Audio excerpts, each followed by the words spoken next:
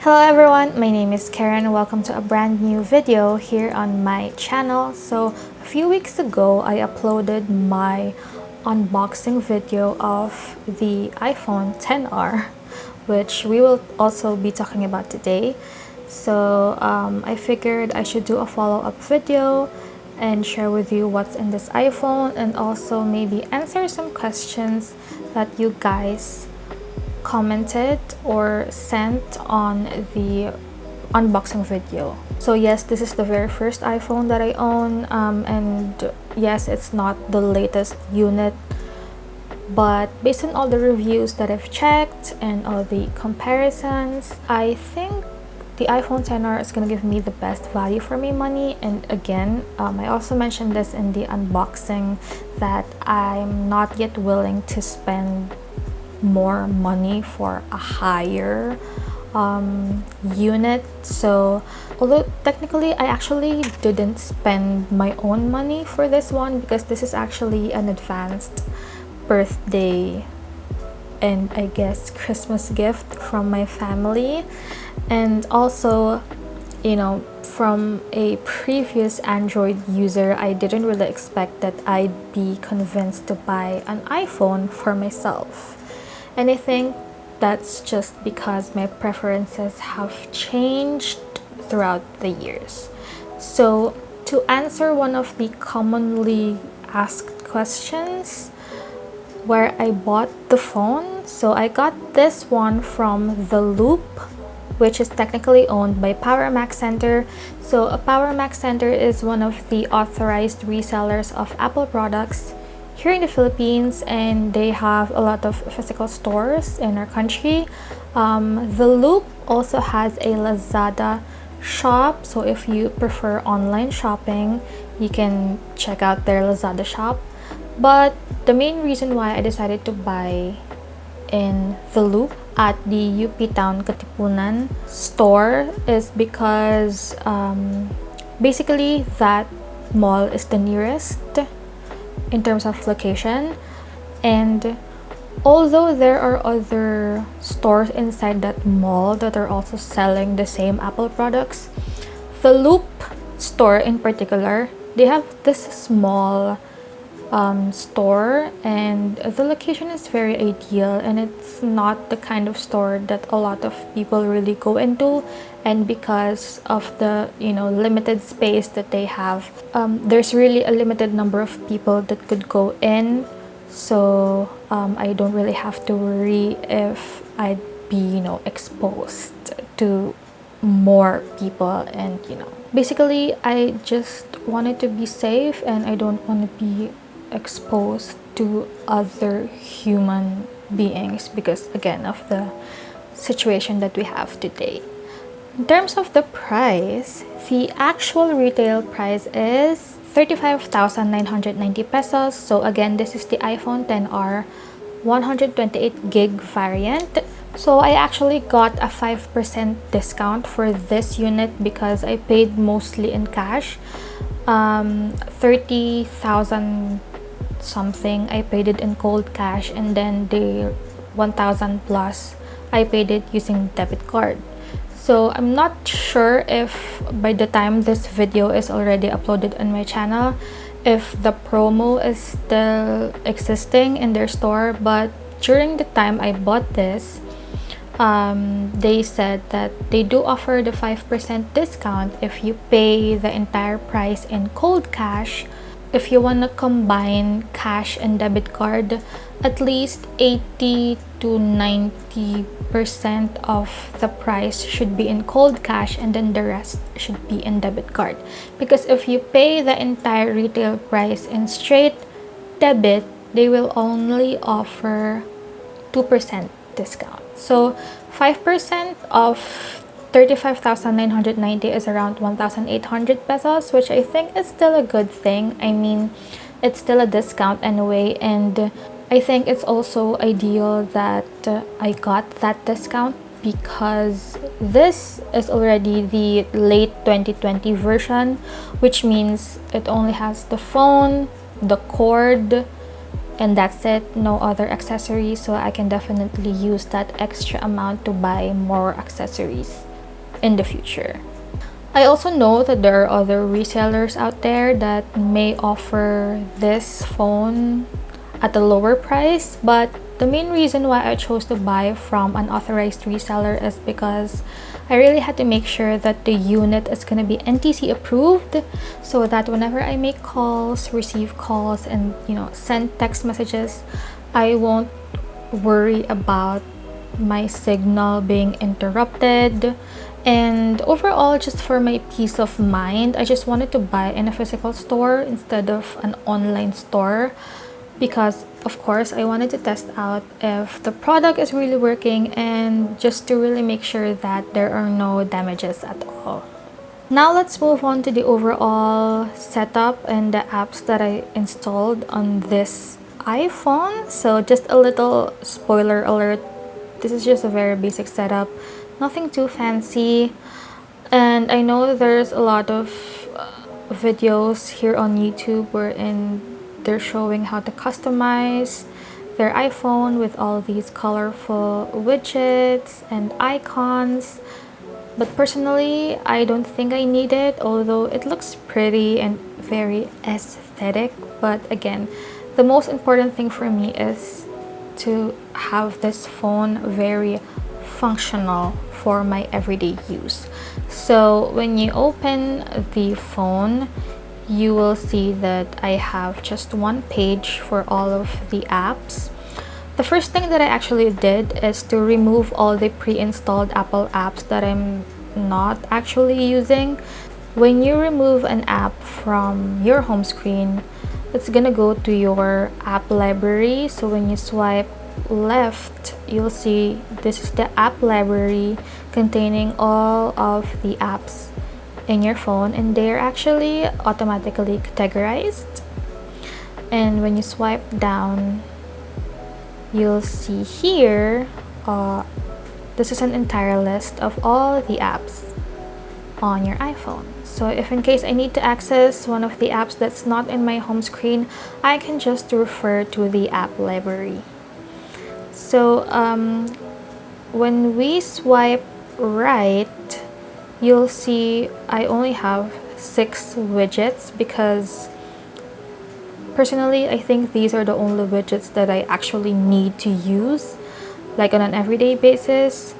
So I have the battery percentage, I have the clock widget, which is in Manila time, and yes, it's already 1:17 a.m. I'm filming this in the middle of the night or midnight.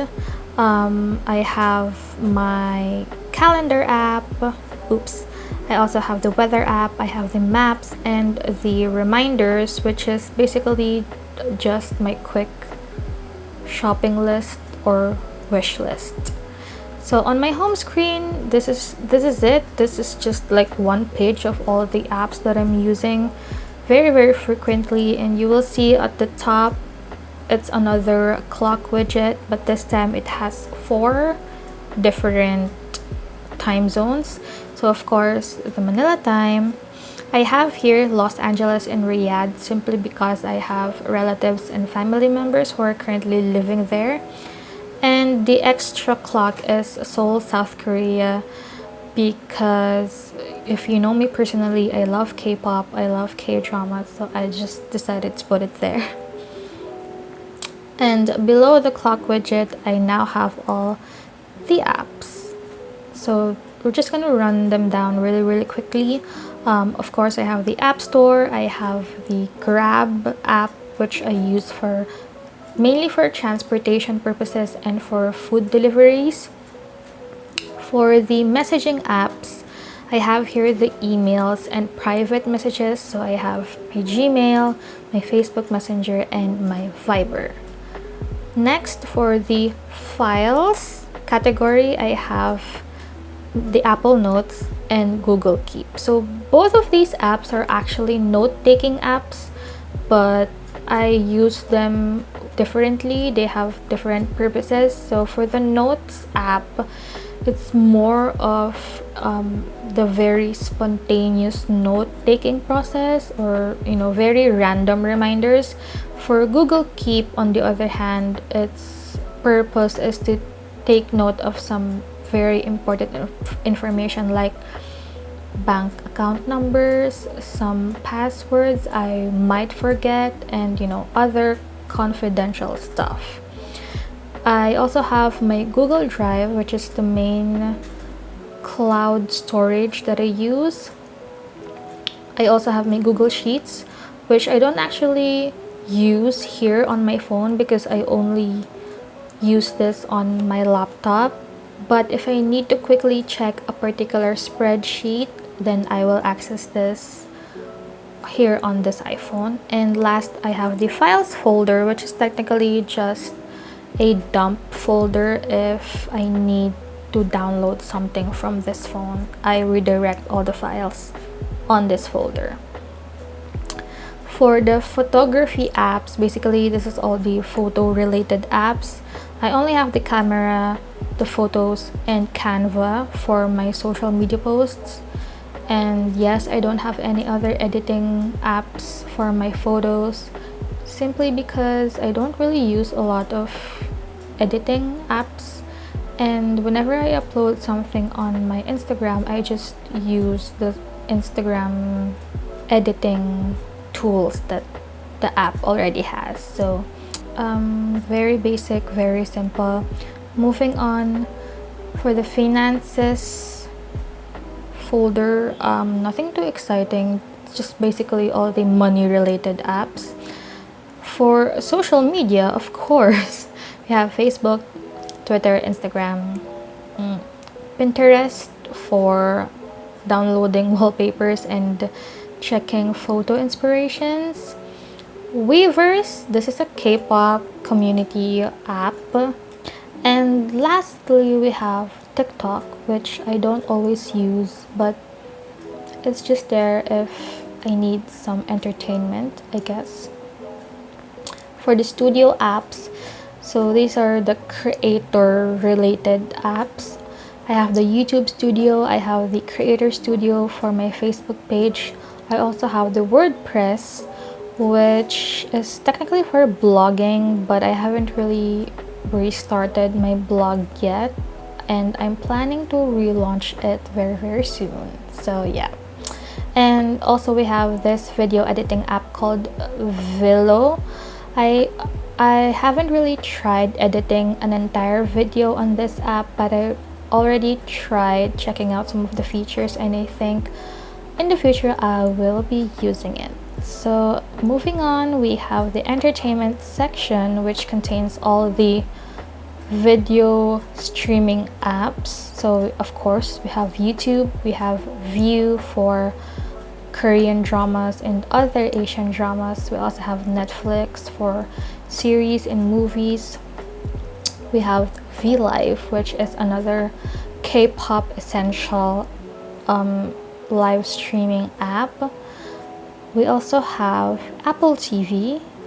This is only here because when you buy a new iPhone, you get a 1-year free trial of Apple TV. So it's there, but I haven't really watched any shows from this app yet. So probably soon I will watch something.